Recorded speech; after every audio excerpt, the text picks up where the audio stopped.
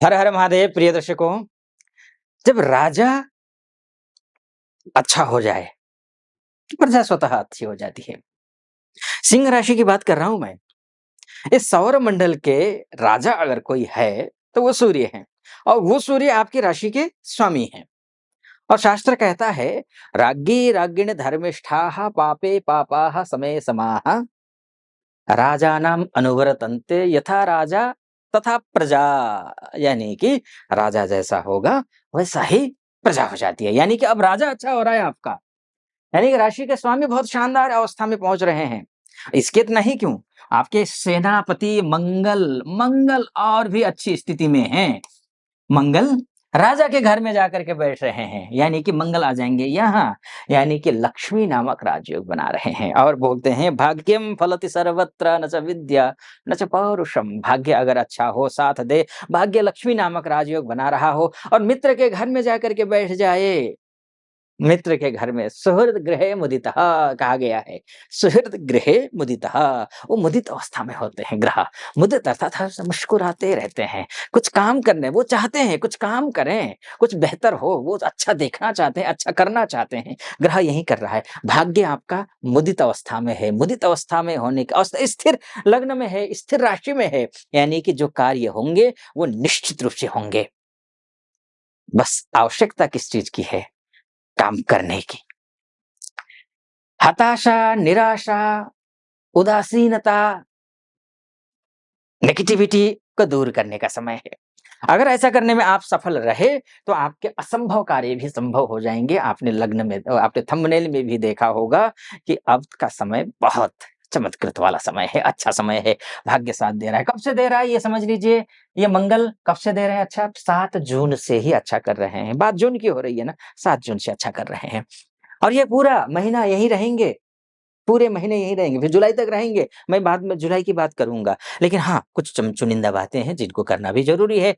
वो सूर्य अच्छे हैं, लग्नेश बहुत अच्छे हैं। यहाँ पूरे महीने मतलब जून पूरा महीना 15 जून तक यहाँ हैं, यानी कि राजकीय मान, सम्मान, पद, प्रतिष्ठा, बॉस के साथ में रिश्ते अच्छे, पिताजी के साथ में रिश्ते उतार-चढ़ाव। हाँ, एक समस्या बॉस के साथ में और कलीग के साथ में, पिताजी के साथ में, बड़े-बुजुर्गों के साथ में, खासकर बड़े-बुजुर्ग भी नहीं बोलूँगा, जो पॉलिटिकल लोगों से जुड़े हुए हैं, तो ऐसे लोगों से आपके मतभेद हो सकते हैं। थोड़ा-सा आपको क्या करना है, डाउन टू अर्थ रहना है। क्योंकि सूर्य के घर में मंगल सेनापति बैठा है, उस राजा के घर में, तो अति सर्वत्र वर्जयेत। अति सुंदरेण वै सीता, अति गर्वेण रावणः, अति दानात् बलिर्बद्धो, अति सर्वत्र वर्जयेत। बहुत ज़्यादा सुंदर होने पर सीता जी का हरण हुआ। अत्यंत दानी होने पर राजा बलि का सब कुछ छिन गया। बहुत ज़्यादा दंभ, अभिमान, घमंड होने के कारण रावण मृत्युशैया पे सो गया। इसलिए कहा गया अति सर्वत्र वर्जयेत। ये अति नहीं करना है। बहुत गुस्सा करने जा रहे हैं आप, हद से ज़्यादा गुस्सा करेंगे। ओवर कॉन्फिडेंट इतना कि भरे हुए गगरी में भी पानी और डालेंगे, तो वो नहीं करना है। ये आपको ध्यान रखना है। डाउन टू अर्थ रहिए और आप बहुत बहुत अच्छे व्यक्ति हैं, मैं बताऊँ आपको। तो ये अच्छा होने जा रहा है, ठीक है? ये सूर्य और मंगल की बात हो गई। गुरु की भी बात मैं करूँगा क्योंकि गुरुदेव गुरुदेव क्या होने जा रहे हैं? गुरुदेव अस्त होने जा रहे हैं।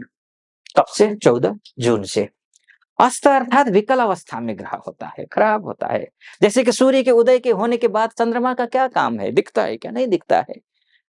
लाखों, करोड़ों, अरबों, खरबों तारामंडल, आकाश मंडल में है ताराएँ। किस काम के? किसी काम के नहीं। उसी तर्ज पर सूर्य के जब ग्रह नज़दीक पहुँच जाता है ना, वो अपनी रश्मियाँ खो बैठता है, वो विकल अवस्था में हो जाता है, वो दूसरों पर आश्रित हो जाता है पूरी तरीके से। तो ये गुरुदेव जो है वो अस्त हो रहे हैं। क्या फल मिलेगा? किन चीज़ों का सावधानी बरतनी है, क्या करना है, इस पर चर्चा करेंगे। उससे पहले आपके समक्ष एक निवेदन तो रखना चाहूँगा और ये निवेदन स्वीकार करना है आपको।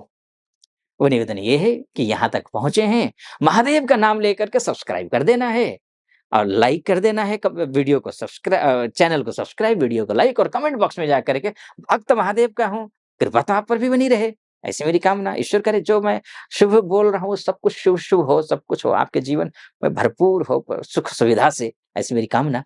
हर हर महादेव कमेंट बॉक्स में लिख दीजिएगा। चलिए, आइए फिर से वापस लौट करके आता हूँ। तो गुरु देखिए, जब अस्त होता है तो गुरु खासकर आपके शैक्षिक क्षेत्र से जुड़े हुए हैं। अब शैक्षिक क्षेत्र से विद्यार्थी भी हैं और शैक्षिक क्षेत्र से स्कूल के आप शिक्षक हों, शिक्षिका हों, प्रिंसिपल हों, कॉलेज में लेक्चरर हों, प्रोफेसर हों, एचओडी हों, विश्वविद्यालय में कुलपति हों, उपकुलपति हों या रजिस्ट्रार हों, अपना ही कोचिंग क्लासेस चलाते हों, ऑनलाइन क्लासेस हों, ऑफलाइन क्लासेस हों, शिक्षा क्षेत्र से जुड़े हुए सभी लोगों के लिए मैं बोलूँगा गुरु अस्त है। चाहे बैंकिंग सेक्टर से जुड़े हुए हैं, शायद सीए हैं आप, ध्यान रखिएगा। बौद्धिक क्षेत्र, शैक्षणिक क्षेत्र से जुड़े हुए सभी व्यक्तियों को सतर्क रहना है, सावधान रहना है। खासकर एक ज़िम्मेदार व्यक्ति हो, आप पारिवारिक ज़िम्मेदारी, पारिवारिक दायित्व आपके ऊपर हो, सामाजिक दायित्व हो, देश का दायित्व हो, कुछ अहम भूमिका हो, देश के प्रति, समाज के प्रति, परिवार के प्रति, कार्य के प्रति, तो आपको विशेष सावधानी बरतनी है। क्या? वो ये ओम नमो भगवते वासुदेवाय इस मंत्र का जाप आपको करना है। करना है मतलब करना है। अन्यथा पता चला आचार्य जी ने तो बोल दिया, लेकिन धरातल पे कुछ दिख नहीं रहा है। आप यहीं शिकायत करेंगे। विष्णु जी की पूजा करनी है। ओम नमो भगवते वासुदेवाय इस मंत्र का जाप करते हुए आपको तुलसी जी पर जल चढ़ाना है। संडे छोड़िएगा, मत चढ़ाइए, एकादशी को मत चढ़ाइए। अन्य दिन आप तुलसी जी पर जल चढ़ाइए। केसर का टीका लगाइए माथे पे या हल्दी का टीका लगाइए। सामाजिक परिस्थितियां या फिर कार्य क्षेत्र में परिस्थितियां कभी-कभी ऐसी हो जाती हैं कि आप हमेशा लगाकर नहीं चल पाते हैं। जैसे विदेशों में हमारी बहुत सारी माताएं बहनें हैं, भाई बंधु हैं, नहीं कर पाते हैं। तो सुबह लगा लीजिए, उसका नाभि पर लगा लीजिए उसको। ठीक है जी, इतना कर लीजिए, ठीक रहेगा। एक तो ये है। और हनुमान चालीसा का पाठ सदा सर्वदा आपको करना है, ये ध्यान रखिएगा। मंगल का जाप करिए, ये आपको ध्यान रखना पड़ेगा। जी। अच्छा, एक बात और मैं कहूँगा आपके लिए अच्छी बात है ये। वो बात कौन-सी है? ये है कि शुक्र की बात करेंगे। शुक्र जितना अच्छा, कार्य आपका उतना अच्छा। देखिए, मूल जड़ में क्या होता है? कुछ भी पैसा आना हो तो आएगा कहाँ से?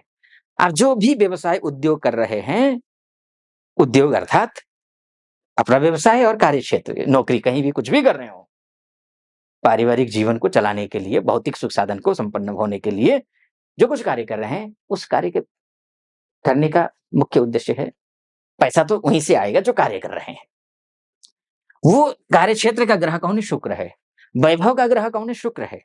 कार्य आपके अच्छे बन रहे हैं क्योंकि आपका शुक्र भाग्य स्थान में है। बहुत अच्छा योग बना रहा है। मंगल का भाग्य स्थान में केंद्र में जाना और केंद्र शुक्र का भाग त्रिकोण में आना, यानी कि 10 उँगलियाँ घी में हैं। ये मानकर चलिए। बशर्ते आचार, विचार, व्यवहार, संस्कार को अच्छा रखना पड़ेगा। ये तो ध्यान रखिए आपको। जीवन को बस ऐसे बहने देंगे तो नहीं बनेगी बात।